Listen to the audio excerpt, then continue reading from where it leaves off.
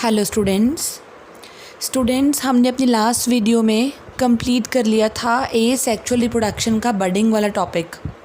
आपको याद होगा हमने चैप्टर स्टार्ट कर रखा है हाउ डू ऑर्गेनिजम्स रिप्रोड्यूस, और उसमें हमने डिस्कस करने हैं मोड्स ऑफ सेक्सुअल रिप्रोडक्शन। तो हम 4 मोड्स पढ़ चुके हैं, fission, fragmentation, budding and regeneration. Last time हमने बडिंग पे कंप्लीट करा है, राइट। अब हम स्टार्ट करेंगे next, that is the vegetative propagation. So next part is next method of asexual mode of reproduction is vegetative propagation. So let's start this. So vegetative propagation क्या है बेटा? It's a mode of asexual reproduction in which parts like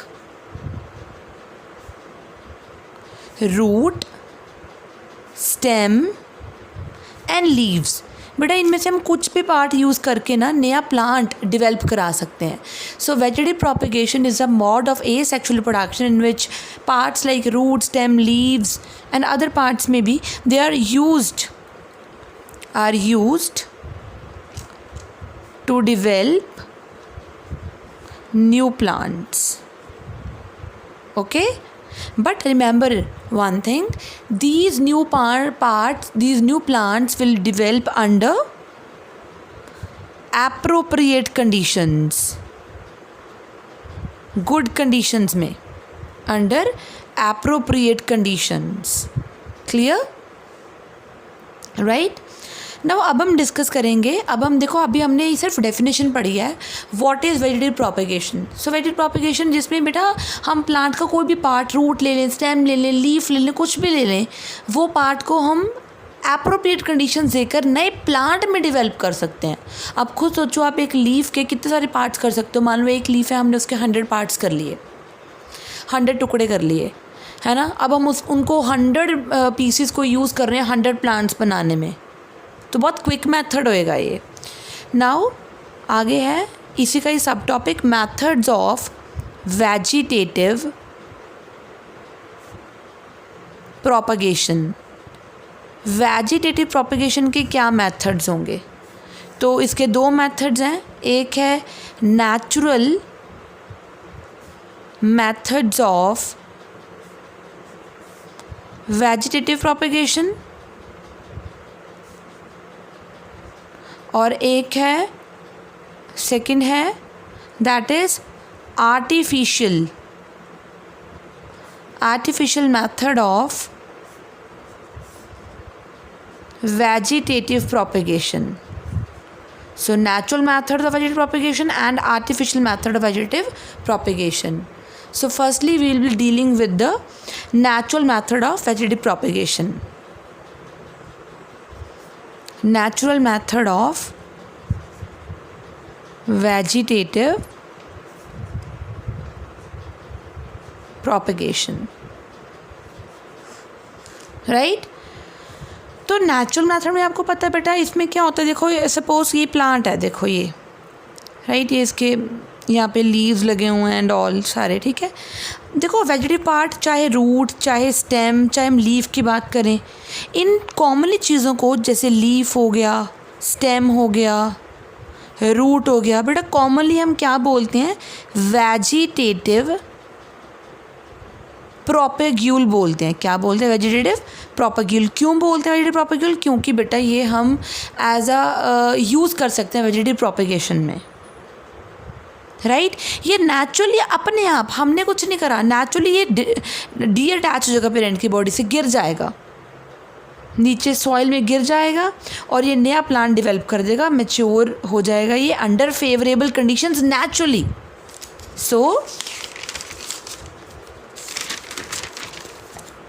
so vegetative propagule जो है, that D attach मतलब अलग हो जाना, D attach from parents body या plant and develop into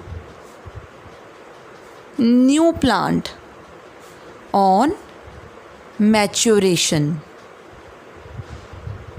under favorable conditions, right?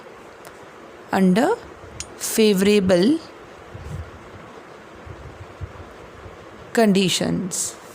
But naturally हमने कुछ नहीं करा, प्लांट के अपने आप लीव्स गिरे हैं, राइट? तो ये क्या है? Natural method of vegetative propagation हो गया. तो अगर मैं इनके आपको एग्जांपल्स बताऊं, जैसे vegetative propagation by roots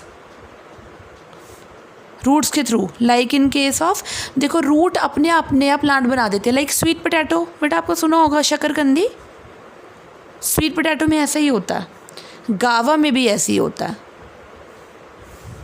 second, vegetative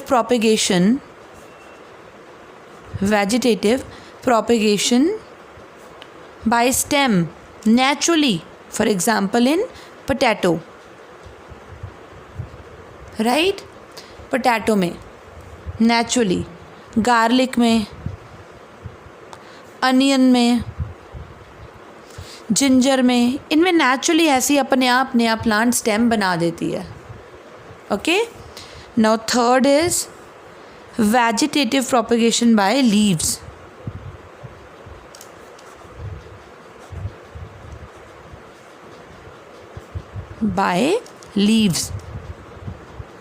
बड़ा क्या होता है, एक ना प्लांट होता है, उसका नाम है ब्रायोफिल्लम, जिसको हम हिंदी में पत्थर चट बोलते हैं, ब्रायोफिल्लम. बट जो ये प्लांट होता है ना, ये देखो इसका लीफ ड्रॉ कर रही हूँ मैं. जो इसका लीफ होता है ना, उसके मार्जिन्स पे ना, जो उसके नॉच हैं, ये देखो यहाँ पे नॉच है, यहाँ पे बड्स प्रेजेंट होती हैं इसकी नॉचेस पे, राइट? ये बड्स गिर जाती हैं, दे फॉल ऑन सॉइल, और सॉइल पे गिर के ये फिर ये नया प्लांट बना देगी, ये बड, राइट? कई बार ये क्या होता है, एक पर्टिकुलर स्पीशीज़ में ब्रायोफिल्लम की ये बड यहीं पे जर्मिनेट कर जाती है और छोटा सा प्लांटलेट बना देती है. देखो मैंने प्लांटलेट बनाया अभी भी, ये देखो छोटा सा प्लांटलेट बना देते हैं. फिर ये प्लांटलेट गिरता है. पहले मैंने क्या बोला था, बड गिरती है. कई बारी किसी स्पीशीज़ में जो मार्जिन्स पे नॉचेस पे जो बड्स होती हैं वो ग्रो कर जाती हैं प्लांटलेट्स में, और वो प्लांटलेट जो है वो गिर जाता है जब सॉइल में, तो वो क्या बना देता है, नए न्यू प्लांट्स बना देता है और आगे डेवलप हो जाएगा वो. क्लियर? अब ये इनकी एग्जांपल्स हैं ब्रायोफिल्लम एंड बिगोनिया.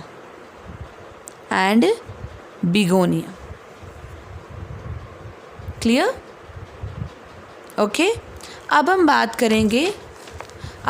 करेंगे artificial methods of vegetative propagation. Artificial methods of vegetative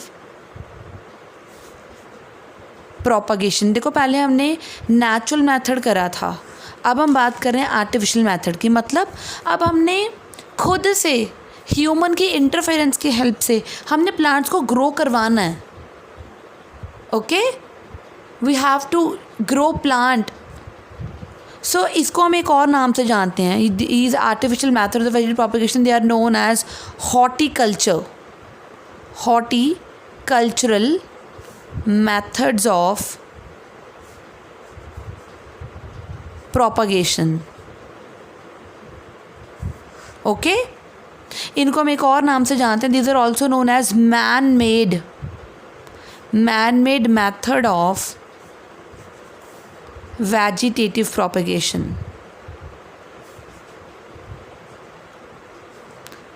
okay, clear? Now अब हम बात करते हैं कुछ आर्टिफिशियल मेथड्स की. So some of the artificial methods are like this. So some of the artificial methods are, number 1 A part, layering. पहले layering मैं आपको बहुत सारे करवाऊंगी. लेयरिंग, फिर ग्राफ्टिंग, सी पार्ट कटिंग,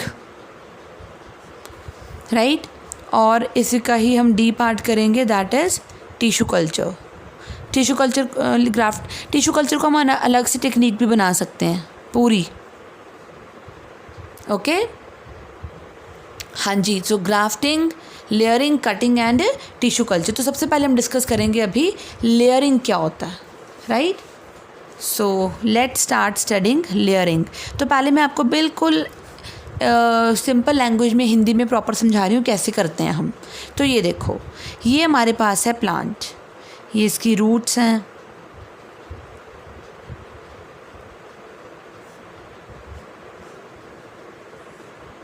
ये इसकी शूट्स बना रही हूँ मैं, ये लीव्स बना रही हूँ, राइट। तो लेयरिंग में हम क्या करते हैं बेटा, लेयरिंग में ना हम सबसे पहले सॉफ्ट बेसल ब्रांच को चूज़ कर लेते हैं। ये देखो, जैसे ये ब्रांच है, मैं ये चूज़ कर लेती हूँ, सॉफ्ट बेसल ब्रांच को चूज़ कर लेते हैं। फिर उसको ना हम, ये सपोज़ ब्रांच बहुत बड़ी है, ये देखो, तो उसको हम कहाँ पे ले आते हैं, उसको हम ग्राउंड लेवल पर खींच के ले आते हैं। फिर ग्राउंड लेवल में हम उसको क्या कर देते हैं बेटा, पैक डाउन कर देते हैं। ये देखो, पर जैसे ये कील लगा दी हमने, इसको अंदर ज़मीन के अंदर गाड़ दिया। लेकिन बेटा हमने उसको ज़मीन के अंदर डालने से पहले उसके जो लीव्स हैं, देखो मैंने यहाँ से लीव्स हटा रखे थे, रिमूव करने होते हैं, उसकी प्रूनिंग करनी होती है, उसको कट भी देना होता है। चाहे वी शेप कट दो, चाहे उसको ऑब्लिक कट दो, चाहे उसको उसका बार्क रिमूव करो, तो हमने कट देना होता है। और हम कुछ दिनों बाद क्या देखेंगे, यहाँ पे जिस जगह पे हमने इसको नीचे धकेला था, अंदर सॉइल के अंदर डाला था, वहाँ पे नीचे क्या आ गई हैं बेटा, रूट्स आ गई हैं। तो ये जो प्रोसेस, ये जो चीज़ मेरे पास बन गई, ये लेयर बन गई। अब मैं इस पैक डाउन को निकाल दूँगी, इस तरह के ये पार्ट को निकाल दूँगी और यहाँ से कट कर दूँगी और मेरे पास नया प्लांट बन जाएगा, क्योंकि रूट्स आ गई नीचे। अब इसको मैं सॉइल में लगा दूँगी और मेरे पास न्यू प्लांट जनरेट हो जाएगा। So layering in this method, roots are induced, roots मैंने इंड्यूस कराई हैं, खुद डिवेल्प कराई हैं सॉफ्ट बेसल स्टेम के ऊपर, ताकि मैं नया प्लांट हासिल कर सकूं, ओके। तो मुझे रूट्स को डिवेल्प कराना है पेरेंट प्लांट के ऊपर। अभी वो मैंने काटा नहीं उसको, पेरेंट प्लांट के ऊपर ही मैंने रूट्स को डिवेल्प करा दिया। और ये चीज़ यूजुअली अर्ली स्प्रिंग में और अर्ली रेनी सीजन में होती है, राइट। सो लेयरिंग क्या है, so layering in this method, roots are induced, roots develop कराई जाती हैं, roots are induced to develop on a soft basal branch, right। Soft basal branch के ऊपर मैंने रूट्स को जनरेट कराया जाता है इस मेथड में। And this method is usually carried या during, it is usually done during early spring और in the early rainy season। तो मेथड आपको डायग्राम के थ्रू ही समझाऊंगी कैसे किया जाता है। सो इसमें क्या होता है, a soft basal branch, so this is a soft basal branch. So a soft basal branch is defoliated, मतलब डीफॉलिएट कर दिया हमने उसको, मतलब उसके लीव्स रिमूव कर दिए। सो a soft basal branch is defoliated, right। और स्पेसिफिक कट लगाया जाता है, मैंने बोला था, चाहे वी शेप कट लगाओ, चाहे ऑब्लिक कट लगाओ, चाहे रिंगिंग कर दो, रिंगिंग होता है पूरा बार्क रिमूव कर दो। अगर मैं ऑब्लिक कट लगाऊंगी, अगर मैं कट ऑब्लिक लगाऊंगी तो उसको बोलेंगे हमने क्या कर दिया, हमने टोंगिंग कर दी, टोंगिंग। अगर मैं वी शेप कट लगाऊंगी तो उसको बोलेंगे मैंने क्या कर दी, मैंने नॉचिंग कर दी। तो देखो सपोज़ ये मैंने चूज़ कर ली थी ब्रांच, तो मुझे उस पर वी शेप कट लगा दिया, पूरा काटना नहीं, उसको हल्का सा कट लगा देना है, फिर उसको सॉइल के नीचे डाल देना है, सॉइल में पैक डाउन कर देना है, और कुछ दिनों बाद नीचे क्या आ जाएंगी, रूट्स डिवेल्प हो जाएंगी, राइट। सो जो कट पार्ट है, डीफॉलिटेड पार्ट है, जिसके लीव्स हमने निकाले हुए हैं ब्रांच के, उसको हमने सॉइल में डाल देना है, राइट। और उस पर रूट्स डेवलप हो जाएंगी। और जिस पे रूट्स आ गई, अब उस पार्ट को हम क्या बोलेंगे, जब रूट्स आ गई तो उसको बोलेंगे लेयर डेवलप हो गई। फिर जब हम लेयर को सेपरेट कर लेंगे तब हम बोलेंगे कि हमने लेयरिंग कर दी। Method of separating the layers is known as layering. Okay, for example in apple, in jasmine, in cherry, in litchi, in गावा, इन चाइना रोज़ में भी ऐसे करते हैं, ओके। और इन लेमन, इनमें काफ़ी अच्छे तरीके से लेयरिंग करी जाती है। Clear, right. नेक्स्ट पार्ट है हमारे पास, next method of artificial method of propagation is, हम करेंगे ग्राफ्टिंग शुरू। So B part is grafting. तो देखो, पहले यहाँ पे ध्यान देना, मेरे पास ये 2 प्लांट्स हैं, ये देखो,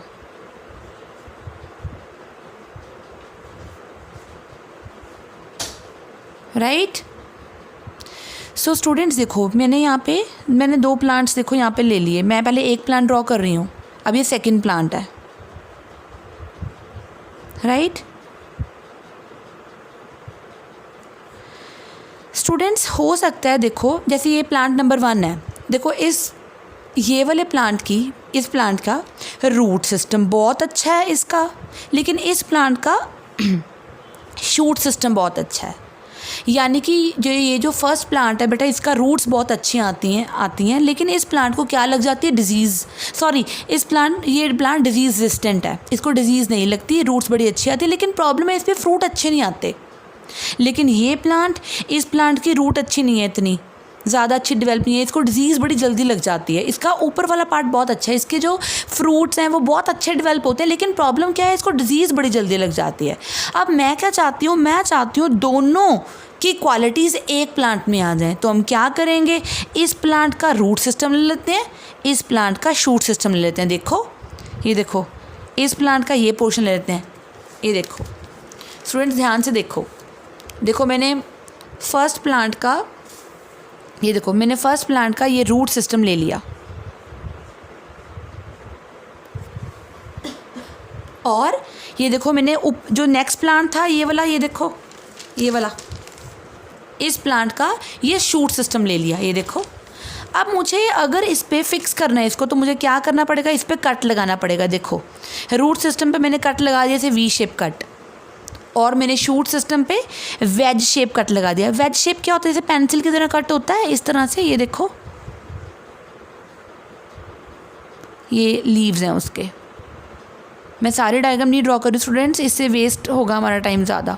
तो ये देखो, ये मैंने ले लिया शूट सिस्टम एक प्लांट का, और दूसरे प्लांट का मैंने क्या ले लिया, रूट सिस्टम। यानी कि मैंने रूट सिस्टम और शूट सिस्टम, प्लांट के रूट सिस्टम और शूट सिस्टम को कंबाइन कर दिया। कंबाइन करके मैंने उनको एक प्लांट बना दिया। ये देखो, अब ये मेरे पास एक ही प्लांट बन गया।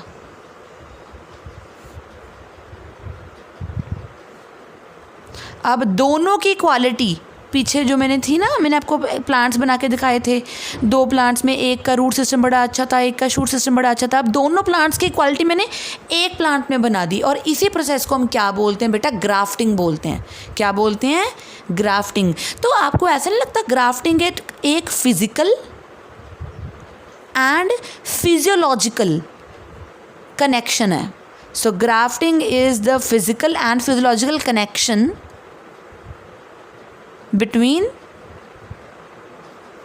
2 प्लांट्स। तो देखो, 2 प्लांट्स को मैंने एक बना दिया, दोनों को फिजिकली, मतलब दोनों को कांटेक्ट में भी ले आई, प्लस दोनों की फंक्शनिंग भी एक कर दी, एक ही फंक्शनिंग हो जाएगी इनकी। So in this method a composite plant मतलब एक सिंगल प्लांट इज डिवेल्प्ड। कैसे डिवेल्प हुआ है? By joining the root system of one plant with the shoot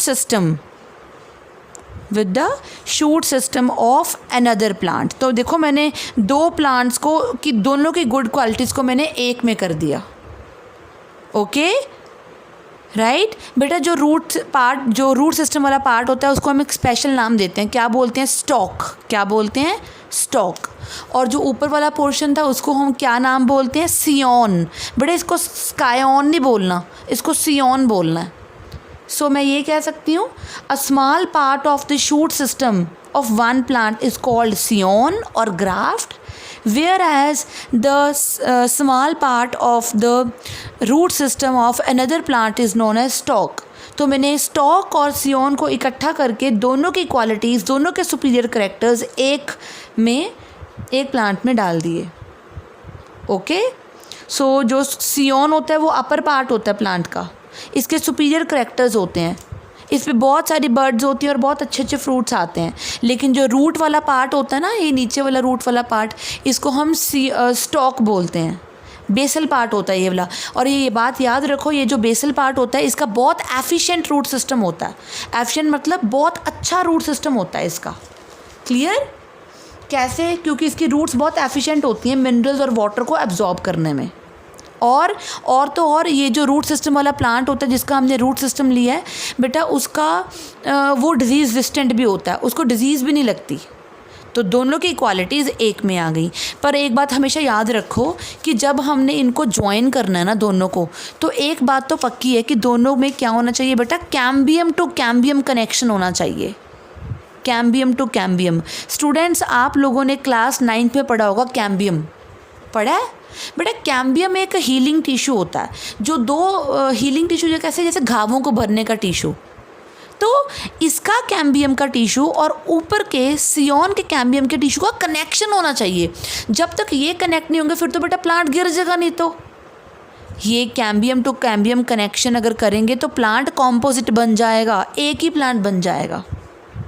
right अगर मुझे स्टॉक और सियोन को ज्वाइन करना, बेटा कोई फेविकोल थोड़ी उससे ज्वाइन कर दूंगी. तो मुझे अगर प्लांट्स को आपस में ज्वाइन करा तो उनके ज्वाइनिंग के लिए मुझे क्या चाहिए? कैम्बियम. राइट तो एक बात हमेशा याद रखो, जो ग्राफ्टिंग होती है ना बेटा, grafting it is only possible in dicots. Grafting is only possible in dicots. ये कौन होते हैं डाइकॉट्स? स्टूडेंट्स आपने 9th क्लास में पढ़ा है.